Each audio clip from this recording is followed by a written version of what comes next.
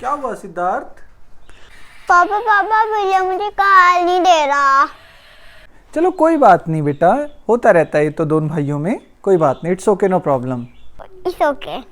पापा पापा मुझे छींक। हाँ हाँ यहाँ मत छींकना, यहाँ मत छींकना, don't sneeze here, don't sneeze here. मैंने बोला था ना यहाँ मत छींकना। I told you don't sneeze here.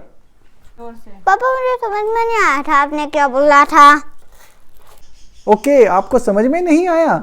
मैंने बोला था don't sneeze here. Don't sneeze here का मतलब होता है यहाँ मत छींको, यहाँ मत छींको, डोंट स्नीज हियर। ठीक है? ओके पापा, डोंट स्नीज हियर।